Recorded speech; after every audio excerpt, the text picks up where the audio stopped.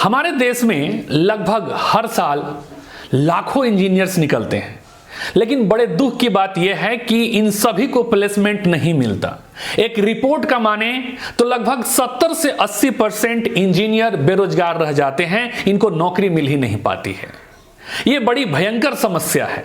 हमारे देश में बहुत सारे कॉलेजेस हैं, ठीक है, और प्राइवेट इंजीनियरिंग कॉलेजेस का तो पूछिए ही मत। आपको हर बड़े शहर में प्राइवेट इंजीनियरिंग कॉलेज मिल जाएंगे, लेकिन ये कॉलेजेस सिर्फ और सिर्फ डिग्री बांट रहे हैं, इसके अलावा कुछ नहीं कर रहे हैं। क्योंकि ना तो इनके पास ढंग के प्रोफेसर हैं, ना तो नई टीचिंग मेथोडोलॉजी है इनके पास, ना तो फैसिलिटीज है। इनके पास जो टेक्नोलॉजी है, जो चीजें हैं, वो आउटडेटेड है। इसलिए बच्चों को कुछ सिखा ही नहीं पाते, और सिखा नहीं पाते तो बस 4 साल के बाद ये सिर्फ डिग्री थमा देते हैं और बोलते हैं जाओ मार्केट में तुम, है ना, घूमो, धक्के खाओ, अब तुम्हारा किस्मत है, हमने तो फीस ले लिया, फीस लेके आपको डिग्री दे दिया, अब तुम जो भी हो अब भटकते रहो, ये हमारी जिम्मेदारी नहीं है। और सबसे बड़ी दिक्कत यह है कि जो इंजीनियरिंग ग्रेजुएट्स निकल रहे हैं, तो कुछ टॉप के कॉलेजेस को छोड़ दीजिए, तो बाकी जो इंजीनियरिंग ग्रेजुएट्स हैं, जो इंजीनियर बन रहे हैं, उनके अंदर रियल लाइफ स्किल है ही नहीं। जो कंपनी को नॉलेज चाहिए वो नॉलेज इनके पास होता नहीं है। अब इनके पास बहुत बेसिक नॉलेज भी नहीं होता है, और यही समस्या है इनकी बेरोजगारी की। खैर, ये तो प्रॉब्लम हुआ, सॉल्यूशन क्या है? आपने थंबनेल में बिल्कुल सही पढ़ा कि आईटी सेक्टर में, मैं खुद एक सॉफ्टवेयर इंजीनियर हूं, तो मैं इसीलिए वीडियो बना रहा हूं क्योंकि आईटी सेक्टर में आज बहुत ज्यादा स्कोप है, बहुत सारे बूम हैं। बाकी अलग अलग ब्रांच के लोग भी कुछ दिनों का कोर्स करके, स्किल करके आईटी सेक्टर में आ रहे हैं। अभी हमारा आईटी सेक्टर बूम पे है, तो ये वीडियो इस टॉपिक पे होने वाला है कि आईटी सेक्टर में बढ़िया पैकेज लेने के लिए क्या करना पड़ेगा, आपको कौन सी स्किल आनी चाहिए। वीडियो को पूरा देखिएगा, और स्टूडेंट हैं तो आपके लिए बहुत काम का होने वाला है। नमस्कार, मैं आपका दोस्त engineer DK Mehta, motivational speaker and business coach. आप सभी का बहुत बहुत स्वागत है। जी हां, हमेशा की तरह द डीके मेहता शो में। अगर आप मेरे चैनल पे पहली बार आए हैं या ये वीडियो आप किसी के माध्यम से देख रहे हैं, तो प्लीज हमारे चैनल पे आइए, चैनल को सब्सक्राइब करिए, और अगर फेसबुक पेज पे हैं तो फॉलो कर लीजिएगा, क्योंकि हमारा उद्देश्य है अपने देश के हर एक यूथ को इंपावर करना, उनको मोटिवेट करना, उनको गाइड करना।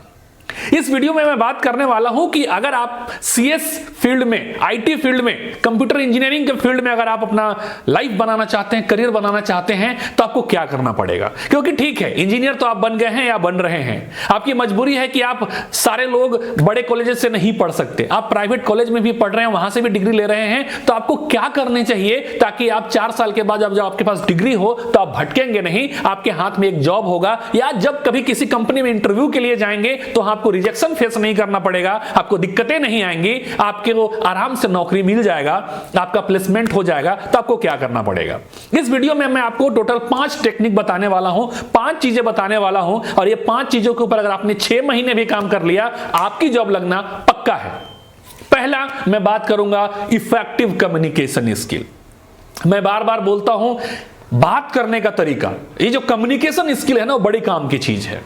बहुत सारे मैं इंजीनियरिंग ग्रेजुएट से मिलता हूं, उनका इंटरव्यू करता हूं, they are not capable to speak confidently. वो कॉन्फिडेंस के साथ बोल ही नहीं पाते, वो किसी टॉपिक को एक्सप्लेन नहीं कर पाते, वो एक पावर पॉइंट प्रेजेंटेशन को भी 10 लोगों के सामने एग्जीक्यूट नहीं कर पाते, वो ग्रुप डिस्कशन में अच्छे से हिस्सा नहीं ले पाते, अपने आइडियाज को बता ही नहीं पाते।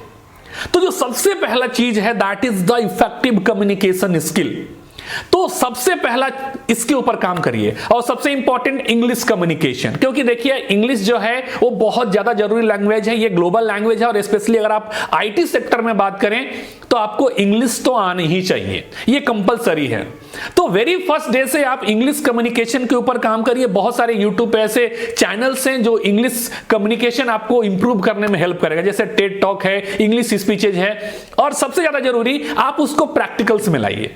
हमारे कुछ ऐसे दोस्त हैं जो अभी बैंगलोर में बहुत अच्छे पैकेज पे काम कर रहे हैं, ठीक है, 3-4 लाख रुपए महीने का कमा रहे हैं वो, लेकिन स्टार्टिंग डेज में जब वो संघर्ष कर रहे थे, तो अभी एक बड़ा कमाल का किस्सा वो मेरे को बता रहे थे कि मेरे को इंग्लिश नहीं आती, तो मैं क्या करता था कि जो फोन करते हैं ना, जो कस्टमर केयर होते हैं, तो कस्टमर केयर को फोन करते थे और सिलेक्ट कर लेते थे language English.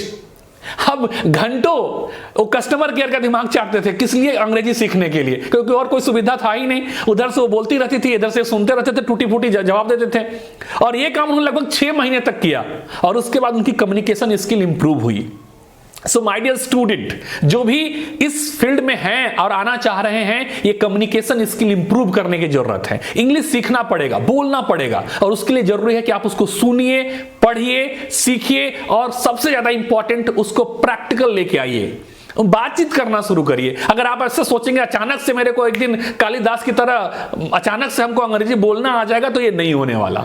So English communication, effective communication skill, interpersonal skill, ये बहुत ज्यादा जरूरी है। सबसे पहला फैक्टर ये है जिसके ऊपर आपको काम करना है। और दूसरा मेरे यहां पे होने वाला है, that is real life project. हम लोग इंजीनियरिंग के टाइम में प्रोजेक्ट को ज्यादा वैल्यू नहीं देते हैं, बस यार ठीक है प्रोजेक्ट है तो है। बहुत सारे लोग, लगभग 90% स्टूडेंट प्रोजेक्ट कहीं से या तो जुगाड़ कर लेते हैं या तो खरीद के सबमिट कर देते हैं। ये सबसे बड़ी गलती है। This is the top mistake you do in your engineering life. ये नहीं करना, कुछ मत करना, लेकिन प्रोजेक्ट वर्क जरूर करना। कम से कम 10 से 15 प्रोजेक्ट पक्का करना। सेकेंड ईयर से शुरू कर देना, second year, third year, fourth year, ये 3 साल में कम से कम 10-15 प्रोजेक्ट अच्छे से करना। क्योंकि जब ये 10-15 प्रोजेक्ट कर लेते हैं ना, तो आप उस फील्ड के मास्टर बन जाते हैं। जब आप किसी कंपनी में इंटरव्यू के लिए जाते हैं तो आप बताते हैं कि मैं ये अलग अलग प्रोजेक्ट पे काम कर चुका हूं, ये मेरा पोर्टफोलियो है। सामने वाला इंटरव्यूअर तुरंत इंप्रेस हो जाता है, उसको लगता है ये बंदा ने रियल लाइफ प्रोजेक्ट पे काम किया है। ये आपकी कमाई होती है ना। जो आईआईटीज में, एनआईटीज में और जो टॉप कॉलेजेस के जो प्लेसमेंट मिलती है, क्यों मिलता है? Totally based on their real life project. वो देखते हैं कौन से आपने प्रोजेक्ट पे काम किया है।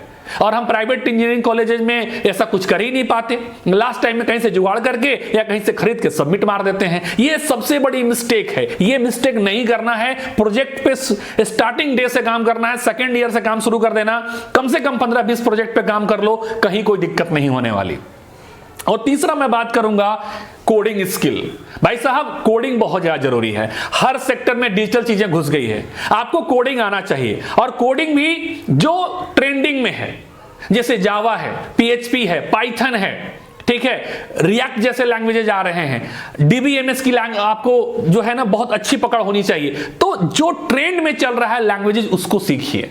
बोलेंगे कहां सीखेंगे? टेंशन नहीं लेना है, बहुत सारे ऐसे ऑनलाइन कोर्सेज हैं, प्लेटफॉर्म्स है, जहां पे आप एक लैंग्वेज आराम से सीख सकते हैं। क्योंकि जब तक आपको लैंग्वेज नहीं आएगा, आप अच्छे प्रोजेक्ट पे काम कर ही नहीं पाएंगे, आप प्रोजेक्ट बना ही नहीं पाएंगे। तो लैंग्वेज सीखना बहुत ज्यादा जरूरी है। और वो देखिए, आप अपडेटेड रहिए कि अभी इंडस्ट्री में कौन सी लैंग्वेज की सबसे ज्यादा जरूरत है। जिस लैंग्वेज की ज्यादा डिमांड है, उस लैंग्वेज को सीख लीजिए। और कोई भी लैंग्वेज सीखने में आपको 6 महीना से ज्यादा नहीं लगना है। तो जो भी 3-4-5 लैंग्वेजेस ट्रेंड में चल रहा है, उस लैंग्वेज को सीखिए और सीखने के बाद उसको इंप्लीमेंट करिए। अरे आपका प्लेसमेंट कोई नहीं रोक सकता भाई, बहुत आसान है प्लेसमेंट लेना।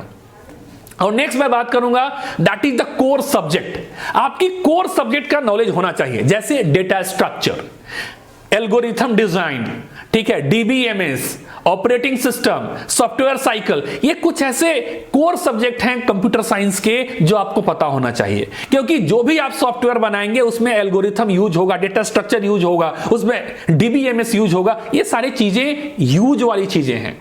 अगर ये 5-6 जो के कोर सब्जेक्ट है, इनका अगर आपको डेप्थ में नॉलेज होगा, तो जब आप वहां पे कोडिंग के लिए एल्गोरिथम डिजाइन करेंगे तो आपको वहां दिक्कत नहीं होगी, आप प्रॉब्लम को बड़े आसानी से सोल्व कर पाएंगे।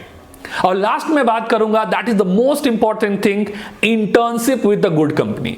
कोशिश करो कि आप 3rd ईयर में किसी अच्छे कंपनी से इंटर्नशिप कर लो, क्योंकि इंटर्नशिप के बड़े फायदे हैं। एक तो अगर आपने बहुत अच्छा किया उस कंपनी के साथ, तो 50% आप उसी कंपनी में प्लेस्ड हो जाएंगे। क्योंकि कोई भी कंपनी अच्छे मैन पावर को खोना नहीं चाहती है, उनको रिटेन करना चाहती है। उनको दिख जाता है कि ये बंदा जो काम कर रहा है ना, ये बहुत अच्छा इंटर्न है, ये हमारे कंपनी के लिए एक वैल्यूएबल एसेट हो सकता है, तो आपको वो रख लेते हैं। मतलब अगर आपने अच्छे कंपनी से इंटर्नशिप कर लिया, इसका मतलब 50% प्लेसमेंट आपको उसी कंपनी में हो जाएगी। और अगर नहीं भी हुआ तो एक सबसे अच्छी चीज होती है कि जो आपके पास सर्टिफिकेट होता है, एक आपके पास नॉलेज लेवल होता है, और सबसे इंपॉर्टेंट एक फ्रेशर का टैग भी हट जाता है। आप बताते हो कि मैंने इस कंपनी के साथ इंटर्नशिप किया हुआ है। तो ये 5 चीजें आप अच्छे से कर लीजिए अपने 4 साल के इंजीनियरिंग में। 5वें साल आपको अच्छा पैकेज मिलेगा, ये मैं आपको गारंटी देता हूं, ऐसा ही होता है। क्योंकि जो लोग ऐसा नहीं करते बाद में बैंगलोर, पुणे, हैदराबाद जाके यही काम वो 6 महीना 1 साल करते हैं, यही सारे काम करते हैं, वो सीखते हैं, प्रोजेक्ट पे काम करते हैं, है ना, इंग्लिश कम्युनिकेशन इंप्रूव करते हैं और फिर वो 6 महीना 1 साल घिसते हैं वहां पे, तब जाके उनको जॉब मिलती है। तो बाद में ये सब ना करना पड़े इसलिए आप 4 साल के इंजीनियरिंग करियर के अंदर ये कर लीजिए। कुछ गलतियां मैंने जो करी थी आप मत करिए। मेरी बेस्ट विशेज है आप अच्छे से प्लेस्ड होंगे।